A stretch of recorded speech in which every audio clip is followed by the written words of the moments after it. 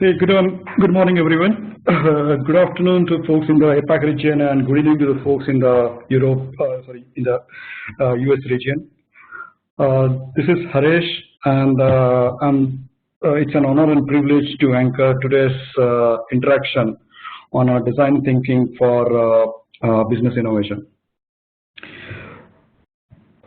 I hope that you are able to, the audio is clear, and you are also able to view the deck which I shared on the screen.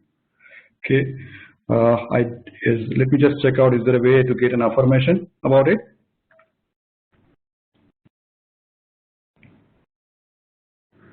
Yeah, Gauri or admin at SPJIMR, can you please confirm? Is it audible and deck is clear?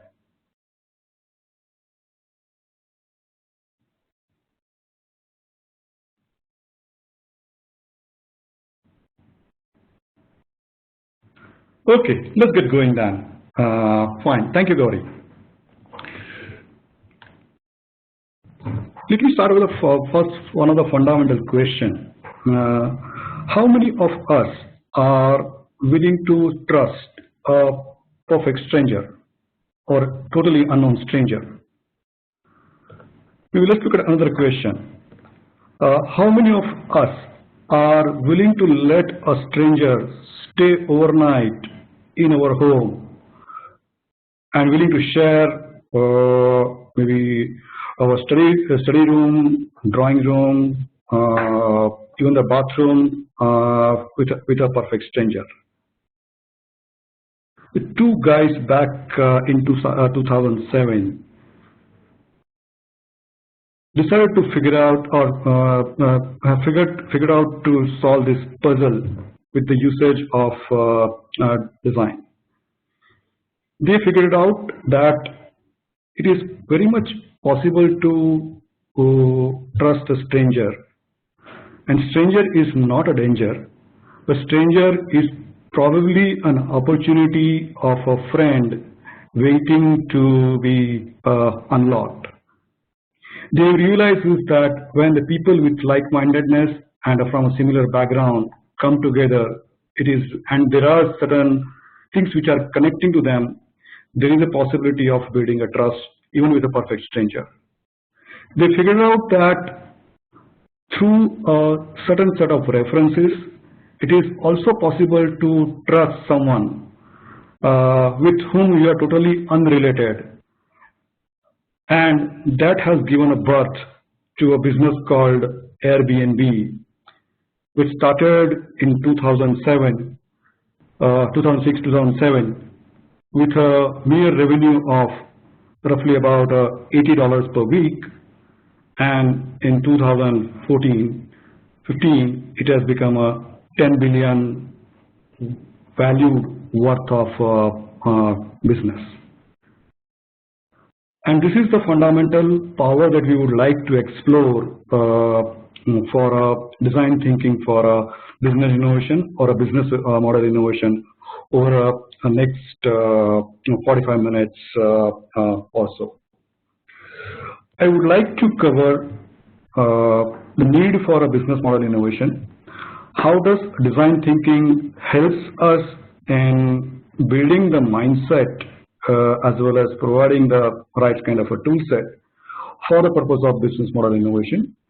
I'll be also sharing a few of the case studies and references through the experiences that I have dealt with as a part of my professional experience. And I will also leave you with a few references which you may wish to explore as you go ahead and explore this topic for the purpose of learning and benefit. Let's look at how the landscape of a most valued company are changing over a period of time. Over the last 15-16 years, the most valued company in terms of market capital, which was primarily led by mobile oil companies and diverse business companies. When we look at 2016, it has been led primarily by the technology companies. And this technology breakthrough, these companies have achieved the technological breakthrough not only in terms of breaking the barriers of technology and innovative usage of the technology, but they have also developed a significant insight among the various aspects of human relationship as well as the behavior. Let's look at a few other aspects. Over the last 10 years, there were about 229 unicorn startups that came into the existence. As you may be understanding that unicorn startups are those organizations which may be a revenue of anything from 0 to 100 million, but in terms of valuation, they are more than a 1 billion valuation. Today, they have received close to about 175 billion in terms of funding, and they're valued more than $1.3 trillion. As you can see through this report of VentureBet, that they are spread across for diverse industries, servicing consumers, online media, gaming, financial technologies, infrastructure, healthcare, and many more. The third aspect that we may want to reflect is that innovation was considered to be a purview of a few geniuses. However, those geniuses are not going to be available to each and every enterprise to be hired, and some of the geniuses are no more.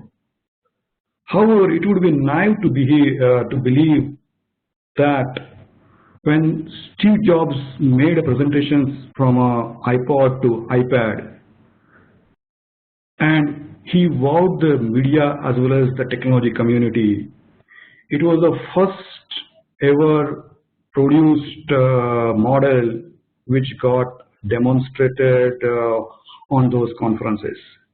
It means that there is definitely a certain method to the madness of geniuses, and definitely we all can learn from those methods for the benefits of business. So with this, I raise my case that yes, in order to create a business model innovation, there are systematic methods. And those systematic methods, if we go about exploring in a scientific manner, we are likely to create an innovative enterprise and innovative business model. Some of what I learned across based on my industry experience is that there are only two kinds of business models. One is B2C, and second is B2B to B2B to B2C.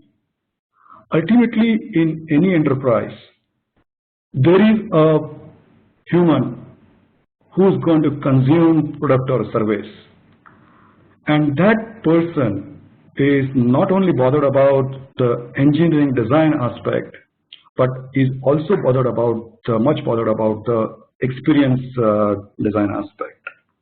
Okay. Let's look at is it also true in one of the most famous industrial case study. What you see on the screen is MRI CT scan machine, and Doug Dyson, who was a designer associated with this machine for over a period of more than 20 years. Okay. In early 2000 or late 90s, when GE has produced this machine, it was a first ever large complex product designed by GE, leveraging the design for Six Sigma. It was the first machine what got installed at Johns Hopkins Medical Institute, and I remember that during the press conference, then Chairman Jack Wells, head of GE Medical System Jeff Emmett, and the dean of Johns Hopkins Medical School. Everyone talked about how this breakthrough into image processing is going to change the quality of healthcare and how it's going to speed up this entire image scanning and bring a revolution to the healthcare. Over a period of since that machine got created and installed, over a period of another 6 to 7 years, that DAS was compelled to look at that machine again, and he decided to change that machine from the design that you are looking on the screen to the design that you look now. It is no less than the experience of visiting a Disney World or a Universal Studio. And why on earth made the Doug to change an industrial healthcare equipment of MRI CT scan machine to be converted into an experience of visiting a Disney World or on a Universal Studio? Let's look at this through this. Let's understand a little bit background about this through this video.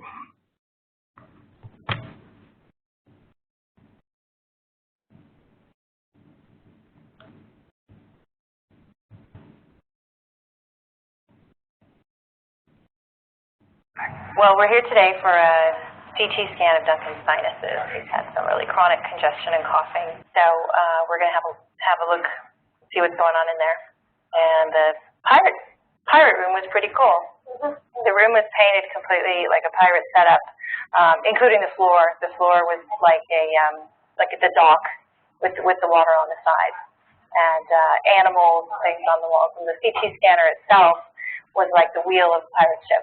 It's for a child, it can be kind of scary. You see things that make noise, and they look very institutional. And this is you're not even really thinking about the fact that you're doing a procedure. It's very, very welcoming, very whimsical and fun.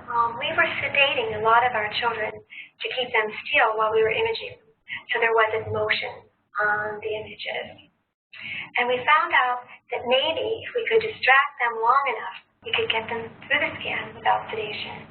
And although sedation is done very safely here at Children's, it still has some risk to it, and we wanted to reduce that risk.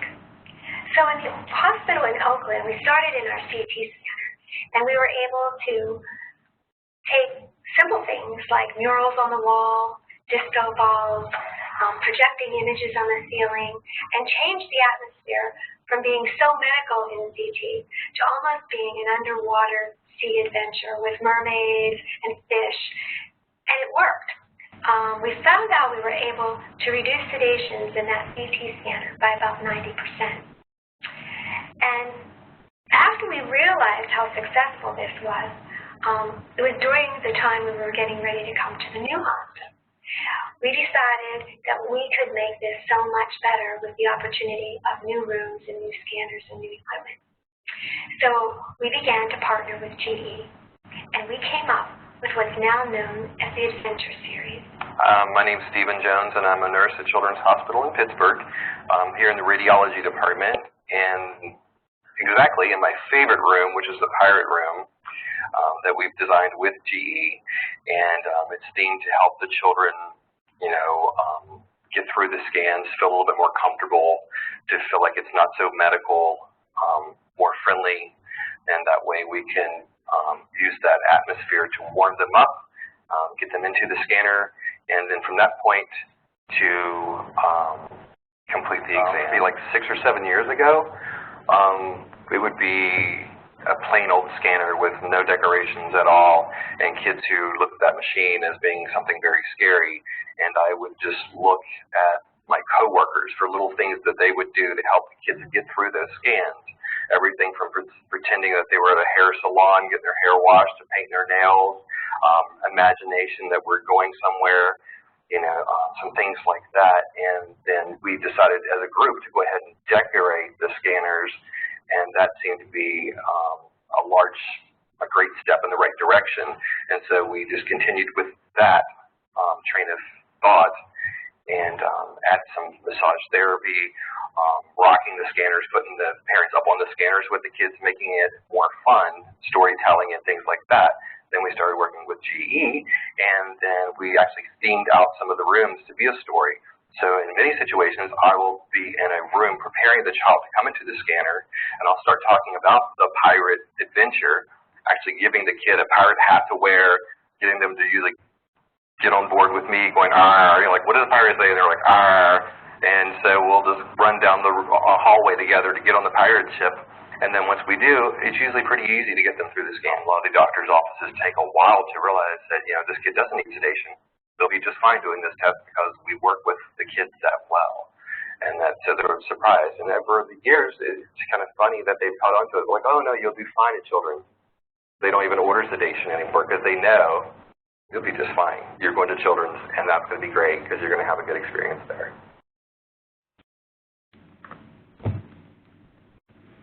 So, President, isn't it wonderful? The machine which was primarily designed leveraging the design for Six Sigma and concepts, where the primary focus was more on engineering excellence. What is the cycle time of image processing? How can we have a more number of image processing done per day? From there to taking on a more of a empathetic view and understanding and relating with that 90% of children were required to be sedated. When a child goes through this kind of experiences, parents were facing trauma.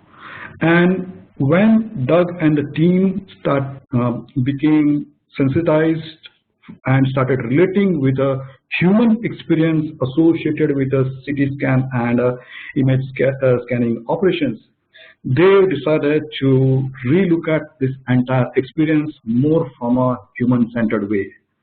Design thinking is nothing but looking at it, the opportunities more from a human-centered way. It is about not only solving the problem from efficiency and effectiveness perspective, but also throwing the another dimension of experience and bringing that human experience at the center while arriving at a design or the solutions. It is also about not limiting oneself to the desirability of the end users alone. It also takes into consideration of viability for the business and a feasibility for the technology.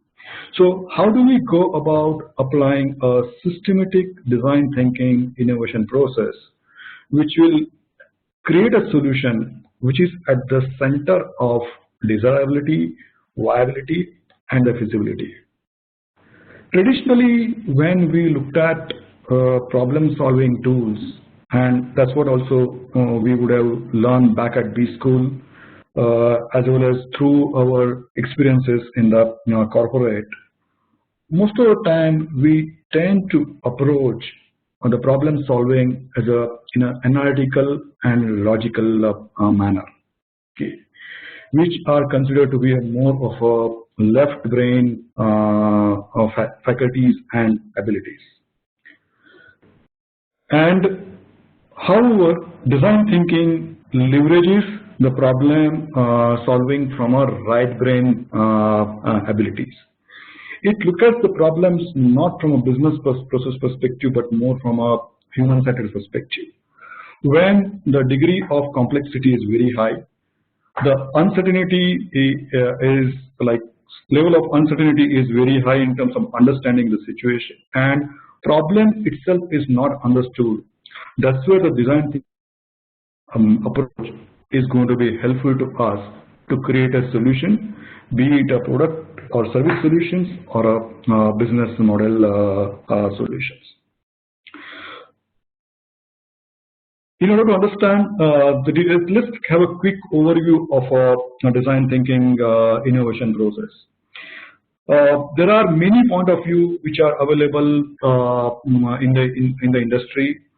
Personally, I have been exploring the design thinking innovation process propagated by IDEO, one of the leading design firm out of Bay Area. However, there are point of view available from Stanford Design School, from SAP, also from Darden Business School of University of Virginia, and back home, our own SPJIMR is also mandated the design thinking program and propagating design thinking program for last year and a half or so. So let's quickly look at what is the design thinking innovation process, and then we'll explore okay, how do we go about leveraging the right mindset and tool set in order to arrive at a design thinking based solution.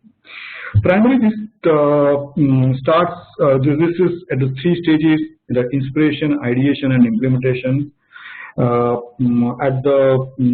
It starts with defining the challenge in a human-centered way. So how the problems have been perceived by the individual, that becomes a more critical aspect of defining the challenge, rather than a business performance or a KPIs or a KRS is becoming a way of defining the challenge. That's what we usually do into the other part of a problem solving method.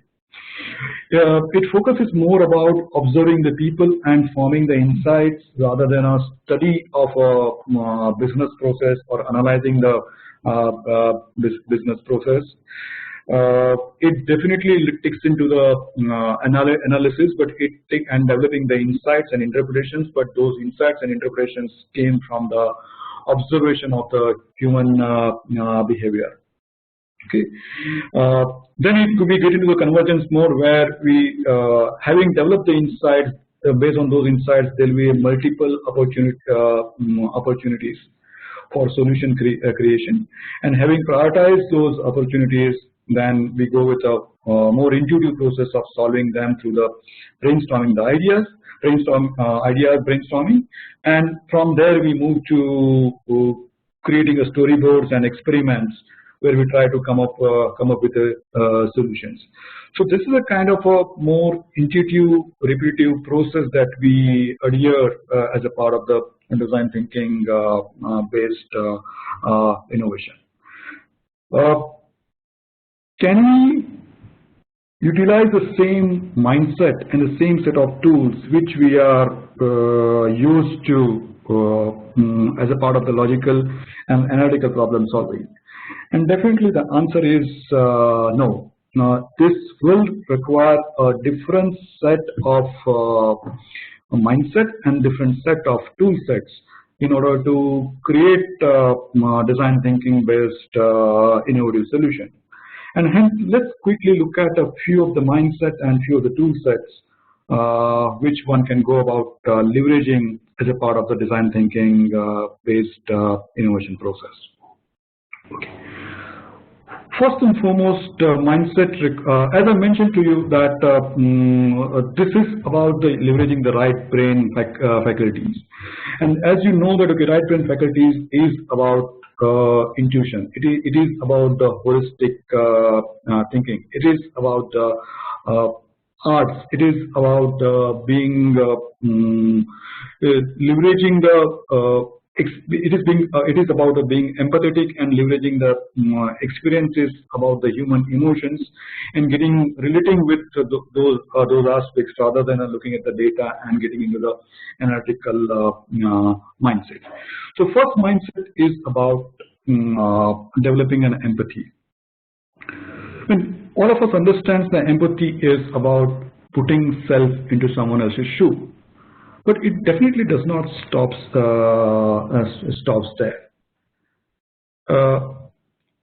Think about or relate with a teenager who is purchasing Nike, Jordan or a Kobe brand shoes for his basketball or her basketball game. Okay, and first time when that person is going to wear those shoes, try to experience or relate with the spring in his walk and the self-esteem which would have gone, and the confidence probably he would have brought to that first game when he or she would have wore that pair of new shoe. Okay, so empathy is not just about putting self into someone else's shoe. It is also about experiencing the pain and the pleasure that one goes through while wearing those shoes. If we are going to get engrossed in our life, we are not going to build an ability to relate with others. And if we cannot relate with others, how are we going to expect, or how do we expect ourselves to create the solutions which are going to solve the problem for others? And empathy becomes one of the critical aspect and fundamental need or mindset for the design thinking. Second aspect is design thinking is about celebration of failures. Okay, and I'm not saying that it means that fail purposely and go about celebrating it. It is about celebrating the learning that comes out of a failure. We create a set of experiments with an intention and objective that these experiments are not going to give us a desired result. Some of them are going to fail, and while they fail, they are going to offer us certain insights, and those insights are going to be helpful for us to learn and create appropriate solution with which we'll be able to solve a human-centered problem. Third aspect of design thinking mindset is bias for action. Though it has been termed as a design thinking process, but design thinking is all about action. It got its name as a design thinking because that's how the designers think. However, designers' way of approaching the problem solving is always through the experimentation, always through creating something, always through designing something. It may be scribbling on a rough sheet, or it may be coming out with some kind of a model, prototyping model. It could be anything of that sort. But designers think with hand and heart. That's what and that's how they go about creating a right and effective and appropriate solution. Next aspect of design thinking mindset is about creative confidence. It is about believing in the notion that each one of us has an ability to create big idea, and not only that we will be able to act on them, and also will be able to create the solutions. Unfortunately, through our education system, we have mapped creativity to only to an ability to create a good drawing, and many of us probably would have struggled during our school days and formative years to come out with a good drawing. We hardly could ever produce a human figure or an animal figure. Probably the best ever drawing that we would have created would be some geometric shape-based drawings. But the feedback that we would have received during those formative years has made us believe that we are no more creative. Creative is only linked to the ability to create a better drawing, and if I cannot go about creating various forms of shapes and better drawings, then there is no more creativity exist in my life. And over a period of time, those things would have reaffirmed. But definitely, creativity does not limit to the drawing alone. It is about believing that breakthrough mindset and thinking out of the box. And through the systematic process, one can definitely go about building, gaining that creative confidence. So we looked at primarily 4 design thinking mindset, that is building a creative confidence, bias for action, learning from failure, and empathy. However, there are a few more like be optimistic, iterate, because this is always an iterative process. Having built the right mindset for design thinking, let's look at a few of the tool sets associated with design thinking. There are plenty of tool sets are available. The good part about the problem solving method is that individually many of these tools were known to us. But it is more like a Western classical symphony experience, where multiple individual tools comes together, and by synchronizing them with each other, we go about creating a symphony or orchestra experience. So similarly, that we are going to look at few tools for in today's interaction. First is about a journey map. It is slightly different than the conventional process map or a value stream map that we are used to into the Lean Six Sigma based world. Second is about the prototype, and it is definitely much more than the prototypes that we are used to either on electromechanical devices or through some 3D object models, or even through wireframes and other designer tools in the part of the software world. And last but not least is about the storytelling. Probably this is an art which we would have lost, and there is a need to rekindle this art in order to get to the creative and innovative problem solving. Okay. In order to create a journey map, we need to blend technology with the humanity, or we need to look at the problem from a human-centered way. Okay, and it starts with defining a persona, as design thinking innovation method tells that. We need to define the problem in the context of how might we enable an individual, how might we maybe create something for an individual. So identify that specific persona associated with any problem or the challenge space that we have defined. So if it is about creating a Swachh Bharat, then one needs to look at that who are the set of group of people who are going to get significantly impacted by the solid waste getting generated, whether it's in a household or in the street, and start looking at the problem from his or her perspective. If it is about cashless transactions, then look at from a persona of the person who probably may not own a bank account or has a limited money in the bank account. How that person is going to make a financial transactions on his day-to-day life, okay, so that his experience of not carrying cash becomes a smoother and hassle-free experience. We need to start looking at it from a perspective of what a person say, what does he do, what does he think, and how does he feel.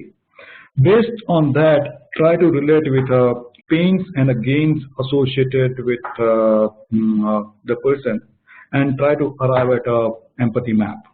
This is how one goes about creating an empathy map, having identified the persona. On a screen, I have shared a persona of a sales executive in my organization, and we were trying to recreate the experience of selling through him with an appropriate technology solution.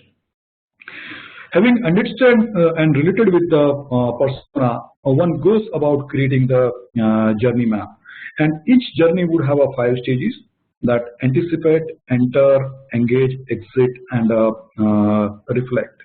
And then we go about the understanding the journey of a persona across these 5 stages of a journey map. So let me give you in the context of probably healthcare or a hospital. This is the journey map which has been given again in the context of my organization, where we have done how does a customer interacts with our organization across the life cycle.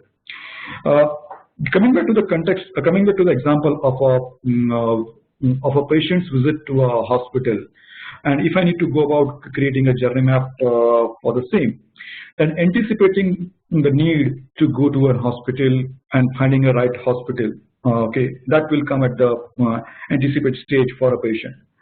Second is getting about having selected a hospital, going to that, taking an appointment, going to that, visiting that premise, reaching there, finding parking, getting it registration done. All aspects will come at the entry stage.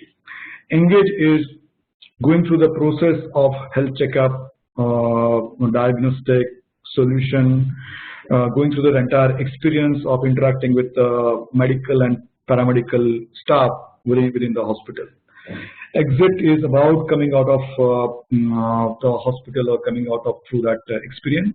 And the reflect is about having gone through this entire process, how was the overall experiences about it, if at all, if one need to go back to that experience again, whether I would like to associate it with the same entity and reflection of the same.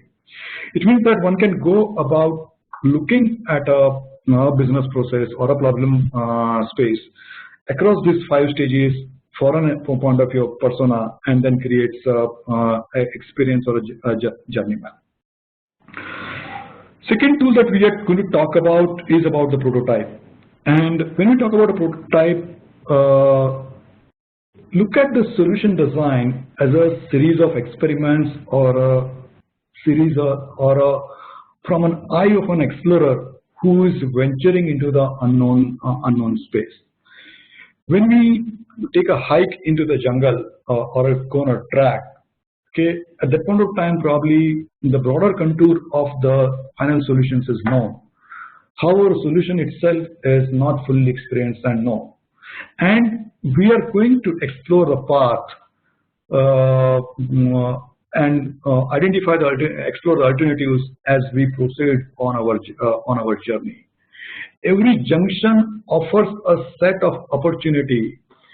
None of the opportunities are right or wrong. They are more about creating. They are more about a stepping stone or helping us to progress further on a one or the other manner towards our objectives.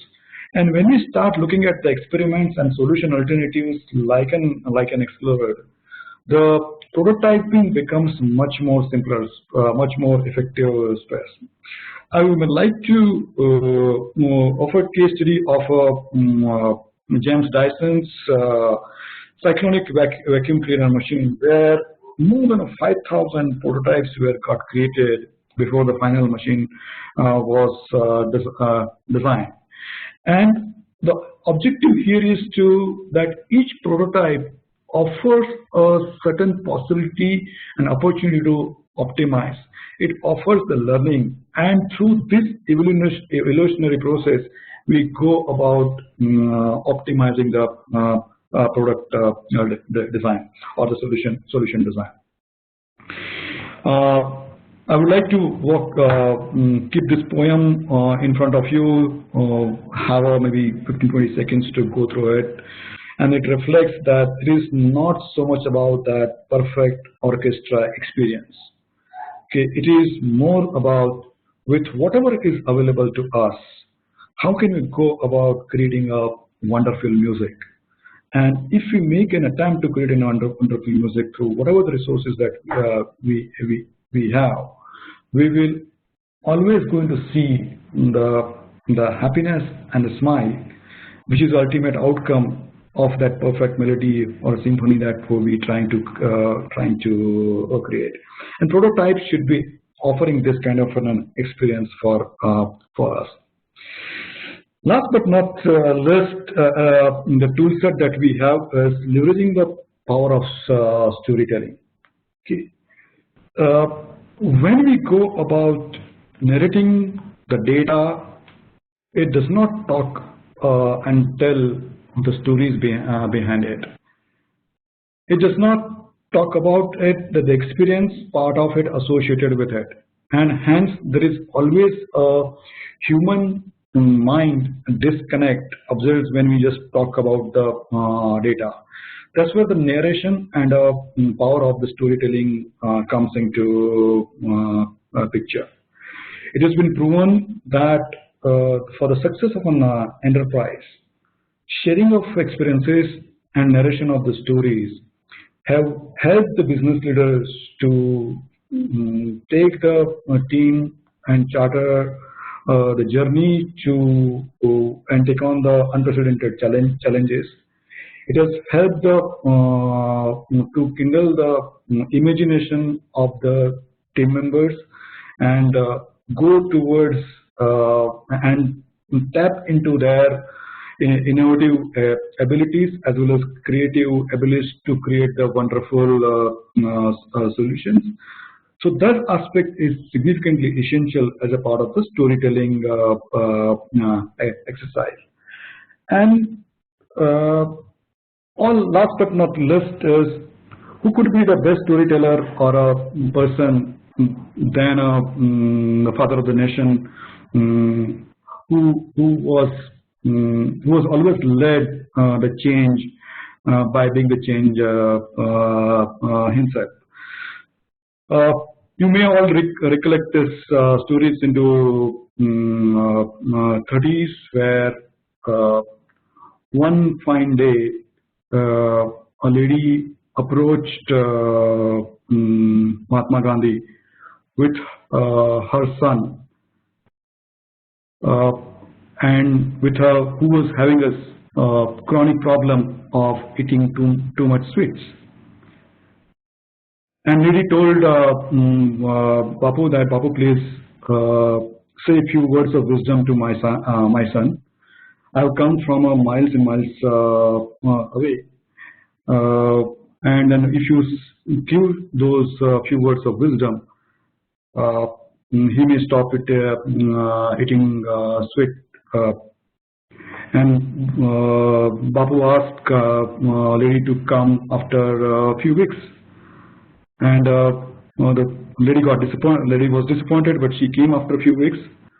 And Bapu told that boy that stop eating sweets. Believe my and boy gave the commitment to him. The lady wondered that Bapu, like this, you could have told few weeks back also. And Gandhiji then replied him that yes. But at that point of time, I myself was eating sugar and eating sweet, and I would have advised him when I myself was facing that problem. So design thinking is definitely about like creating the mindset and a tool set that with which we are leading and working, and if we are able to change ourselves, definitely we will be able to take our teams to building the newer set of capabilities. To the end, I would like to narrate a simple story of the case study that we have worked with. One hospital approached us in the United States asking for that they want a solution to manage the business processes of their organization. Their existing IT systems were becoming quite monolithic. They were difficult to change, and we decided to look at that entire problem rather than creating another ERP solution for a hospital.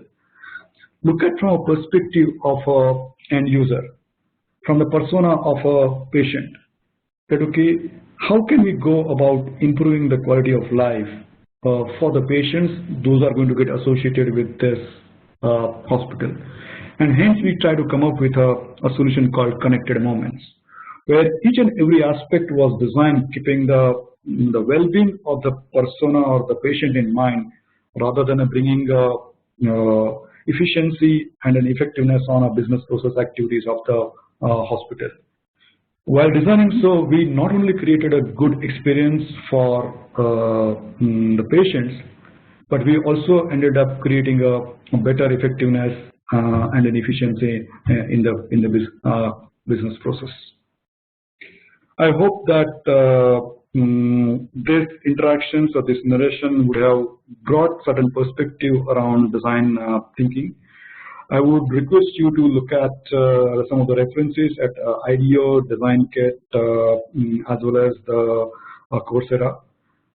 This mindset and toolset has definitely helped us, and maybe we can take a few questions for our interactions.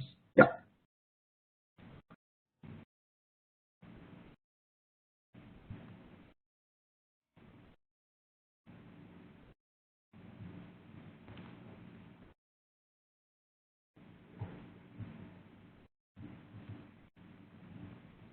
Yes, can you go to the questions, please?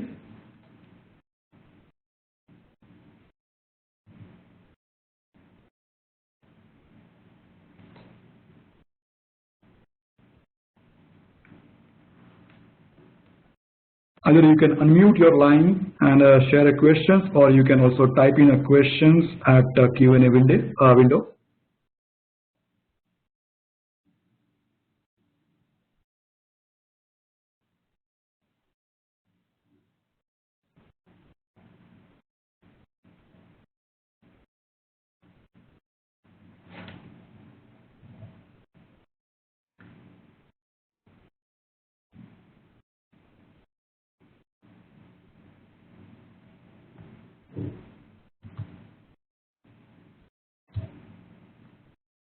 Either you may also type into the chat window or in a Q&A window.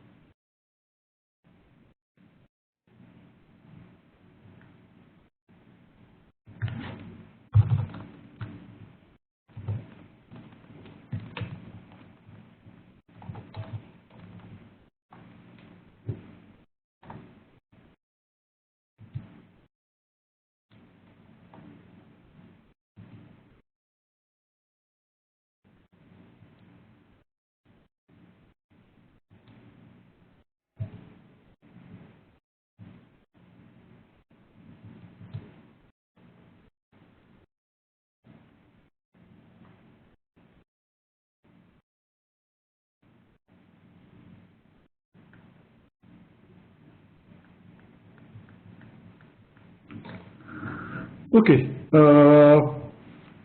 First and foremost question is from Ashok Bansal. Thanks, Ashok. How to make people understand that there is a need for change when they have become comfortable with existing system?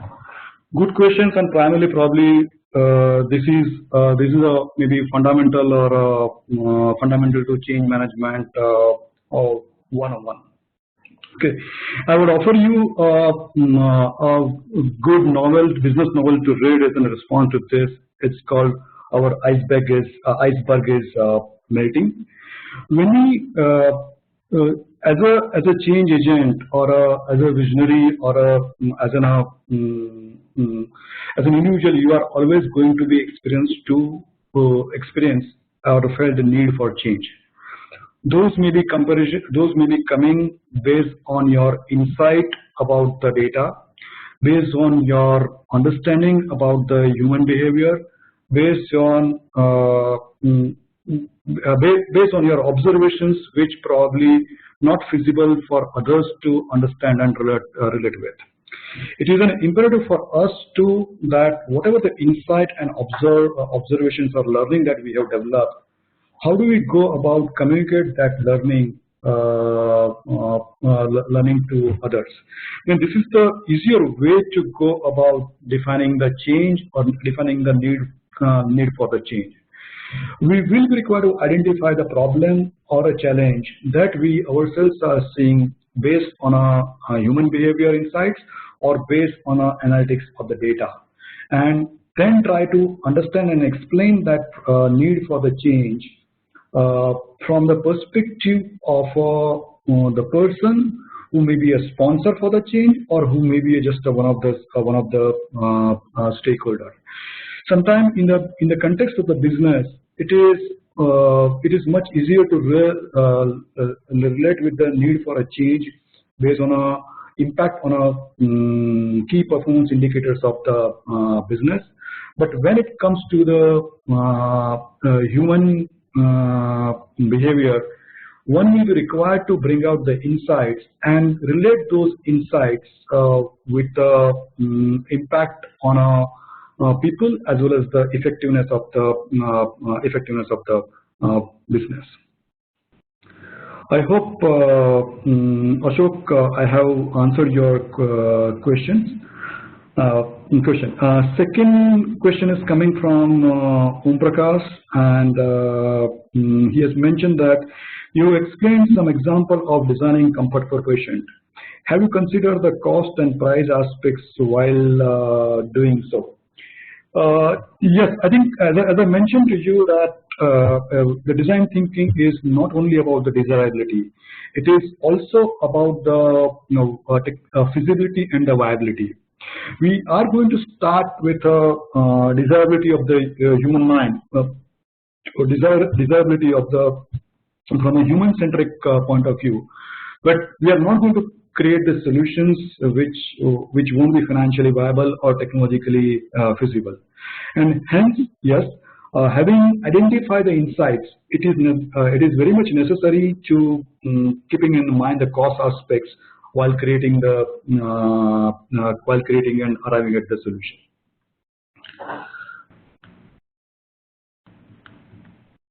Okay, third questions from Ajit. How can someone bring in design thinking into solving a problem when working with the existing systems, or existing system have a different design point which are hard to change or by modifying the piece of it? The conventional, if I want to put it simplistically, design thinking is also a problem solving method, but it is a right brain problem solving method. Okay, the Lean Six Sigma, theory of constraints, 7 QC tools, trace. There are many other theories which are problem solving tools and techniques, but primarily they are on a left brain or analytical logical problem solving techniques.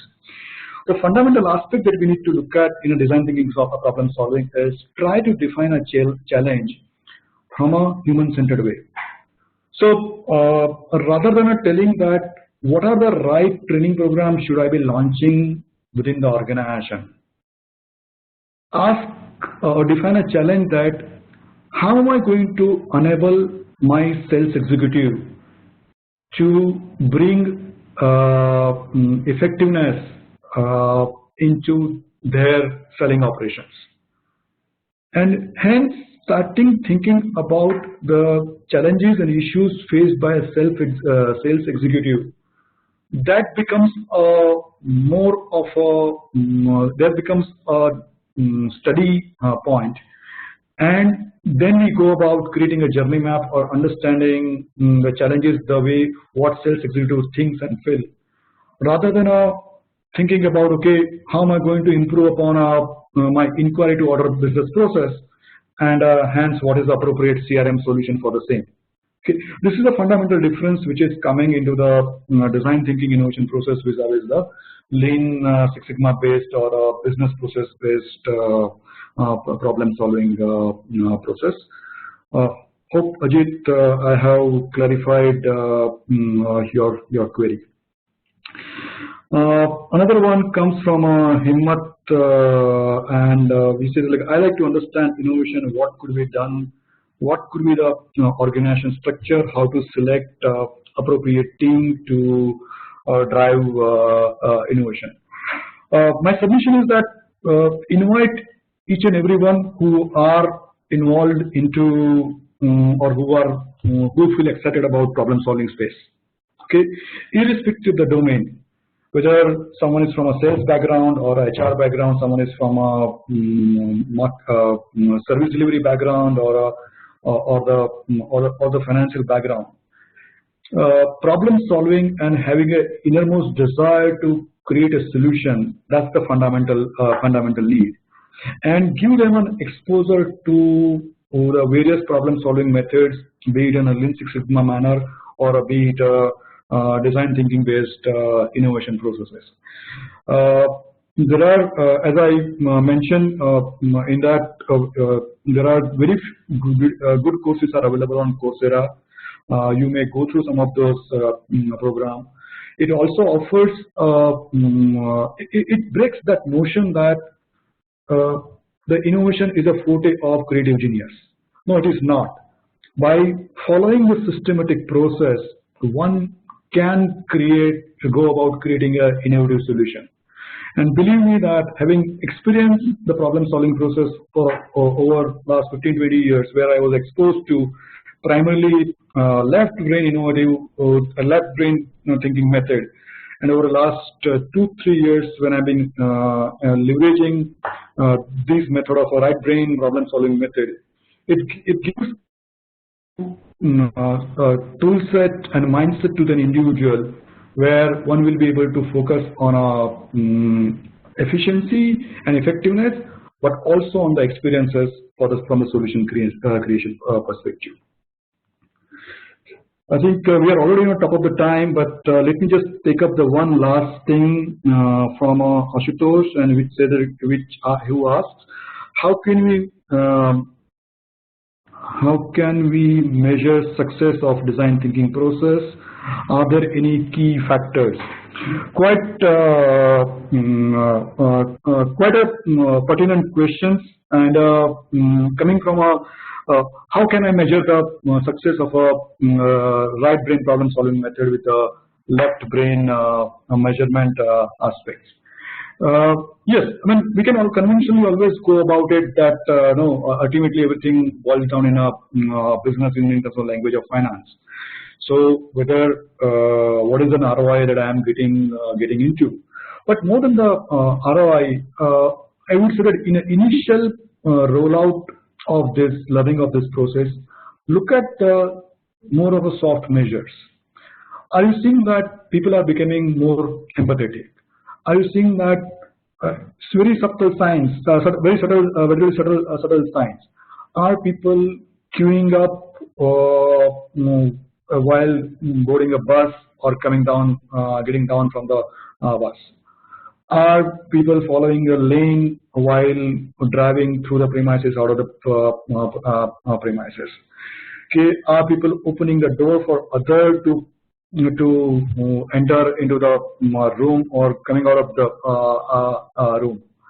When they get into a cafeteria, do you see that people be courteous to each other? Some of those very simple subtle signs where it would make sense, yes, that mindset is changing. We are becoming more considerate and more empathic towards the people around us. And if not anything else, these are the few signs which I find it much more worthier and a beneficial as a key measurement to look after.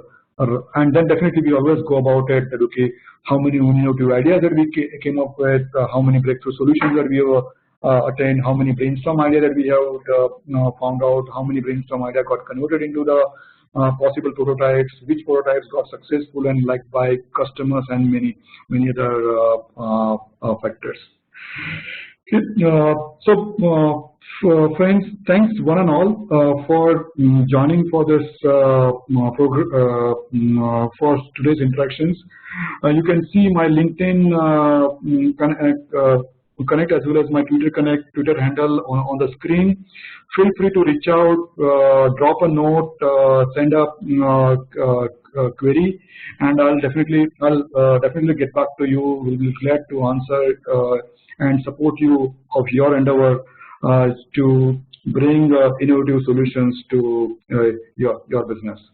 Thanks one and all for joining. Appreciate your time. And Gauri and SPJIMR admin, over to you.